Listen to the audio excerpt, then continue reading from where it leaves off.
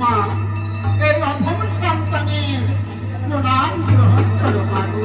আয়ুষ্মান ভবচন্দ্রধার, ভবচন্দ্রধার, আজ তুমি এসেছো বাণিজ্যেতে। ফিরে যাও তুমি তোমার অন্তঃপুরে। আজ অন্তঃপুরে দেখো সোনার করছো মনসা পূজা। ওই পূজা অন্ত করো তোমার সোনার চম্পা করে। মনসা পূজা? কে কে সে মনসা মা? সে আমারই কন্যা। তাকে আমি কন্যা বলে ঘৃণা করি। তার এক চোখ কানা করেছি, তাকে আমি বরদাস্ত করেছি, তাকে আমি তুচ্ছ করি। আজ আমি সম্পর্কে নিয়ে ওই কালীর পূজা বন্ধ করে দেব। চন্দ্রধার, তাহলে তুমি এই কালীর পূজা কেমন ভাবে বন্ধ করিবে? কেননা সে যে নাকগণ্ড থাকে, তুমি তার আশেপাশেও যেতে পারবে না মা।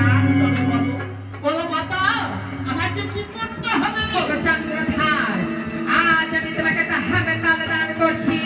এই হামেতাল যতক্ষণ তোমার কাছে থাকিবে, ওই নাগ জাতি তোমার কাছে আসতে পারবে না। বেশ মা।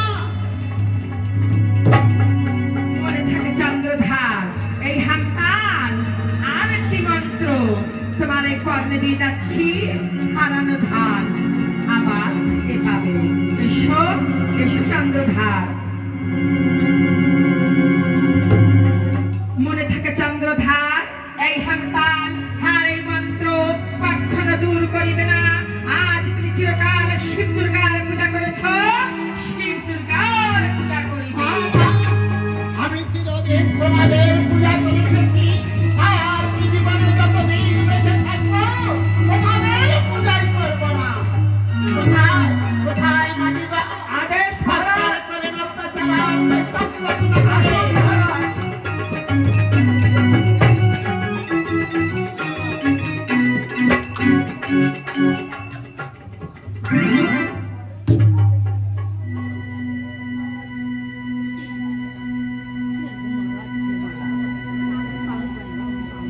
সোনা সোনা, এই তো প্রাণনাথ। তুমি কেমন আছো সোনা? আমি ভালো আছি, তুমি কেমন আছো? আমি খুব ভালো আছি। চম্পকে সব কুশল মঙ্গল? হ্যাঁ, চম্পক মাসে আমার কুশল মঙ্গল আছে। তাই বুঝি? ও কি সোনা, ওই অট্টালিকা বাড়ি কেমন দেখা যায়? ওটা ঝালা বানুর বাড়ি। ভালু বালুর বাড়ি? যে ভালু বালু মাছ ধরে মাছ বিক্রয় করে খায়, তাদের অট্টালিকা হচ্ছে মন্দির সোনা। প্রাণনাথ, আজ আমি লোকের মুখে শুনেছি তারা নাকি দেবী মনসার পূজা করেছে।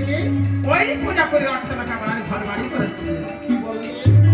আজ মনসার পূজা করে ভালু বালুর অট্টালিকা বাড়ি হয়েছে? হ্যাঁ প্রাণনাথ। তাই বুঝি? একই সোনা, তুমি আবার এই অন্তঃপুরে কিসের পূজা করছো? প্রাণনাথ, আজ ঝালা বানুর ঘরে থেকে ঘটেনি এই চম্পক নগরে আমি দেবী মনসার পূজা করছি। কি বললে? তুমিও সেই মনসার পূজা করছো? হ্যাঁ প্রাণনাথ। সোনা, তুমি মা প্রাণ দিয়ে এই মনসার পূজা করো। আমাকে ক্ষণকাল বিশ্রামের ব্যবস্থা করে দাও, আমি বিশ্রাম করবো সোনা। বেশ, এই তোমার শরীরে জায়গা দিচ্ছি। চন্দ্রধার,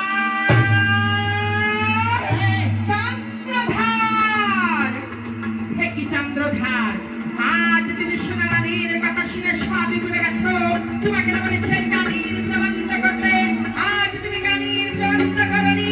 তোমার এই সোনার চম্পক নগর ছড়ে খাল করিবে। না, না, না, আমার এই সোনার চম্পকনগর ছেড়ে ছেড়ে দিও না মা। আজ এই কালীর পূজা বন্ধ করে দিও। বেশ, বেশ চন্দ্রধার, তাহলে তুমি চিরকাল শিব দুর্গার পূজা করেছ। মনে থাকে তুমি চিরকাল শিব দুর্গার পূজা করিবে। এই সোনার চম্পা আমি চিরদিন তোমাদের পূজা করে এসেছি। আর যতদিন বেঁচে থাকবো আমি তোমাদের পূজাই করবো। সোনা, সোনা, এই তো প্রাণনাথ। এই পূজা বন্ধ করো সোনা। এই কি বলছো প্রাণনাথ? এই পূজা করলে আমার চম্পক মাসের মঙ্গল মায় সোনা! আমার কাছে থাকলে তোমার এত বড় বড়াই, যদি তোমার ঘর না থাকে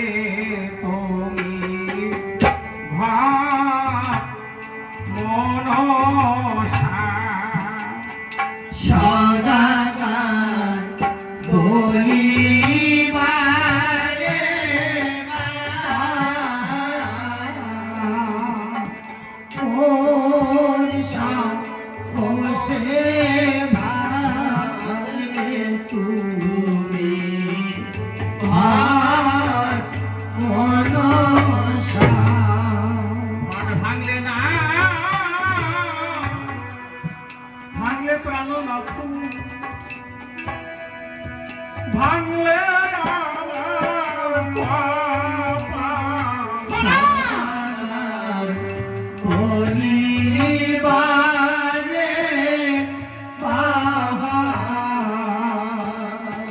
কোন সে ভাঙলে তুমি ভাত মনসা হাতে ধরি পাহাড়ে পড়ি নাথ বলে দে সাবাগার বলিবারে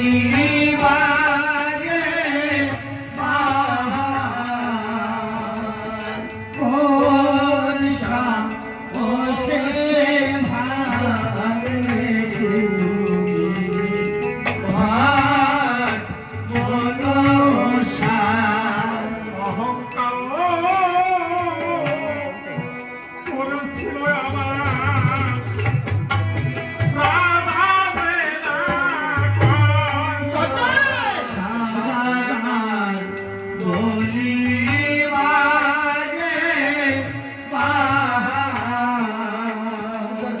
কোন সে ভাঙলে তুমি ভাত মনসা কৃষ্ণের হাতে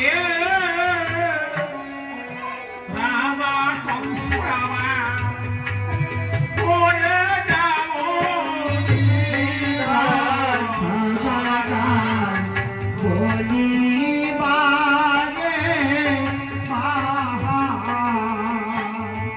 কোন সে ভাঙলে তুমি ভাত মনসা মানব কুলে জন্ম হলো স্বামী এত সদাগার বলিবারে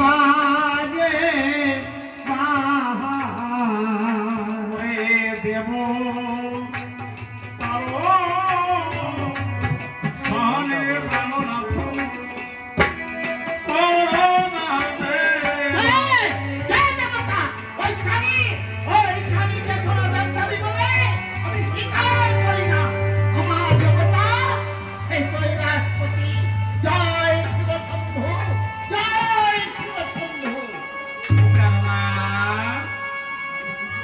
সেই দেবতার সঙ্গে তুমি দ্বন্দ্ব করো না প্রাণনাথ। আজ দেবতার সঙ্গে দ্বন্দ্ব করে কেউ কোনোদিনে বাঁচতে পারি নাই। আমরা মানব কুলে জন্ম নিয়ে আমরাও বাঁচবো না প্রাণনাথ। সেই দেবতার সঙ্গে যে দ্বন্দ্ব করেছে তার এই বংশ সংবংশ হয়ে গেছে। আমি কি বলি জানো প্রাণনাথ? এই সোনার সম্পদ নগরে চতুর কোনায় আমি অমঙ্গল দেখতে পাই। চতুর কোনায় আমি অমঙ্গল দেখতে পাই। আমার মনে বলে প্রাণনাথ, এই সোনার সম্পদ নগরে এবার বুঝি বিসর্জন যাবে প্রাণনাথ। বিসর্জন যাবে।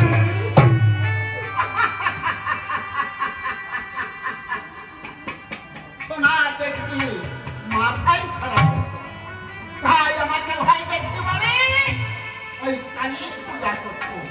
তার প্রার্থনা হবে না তোমার যে হস্তে পূজা দিবে চিরকালী, সে হস্তে না পুজো বলছে মরিখানি কুবের ভাগ্য বিপত্তি মহান দয়, তথাপি না পুজো ওই কালির পার। কোথায় কোথায় নারাজতি? আদেশ করুন মহারাজ। আমার পুষ্পের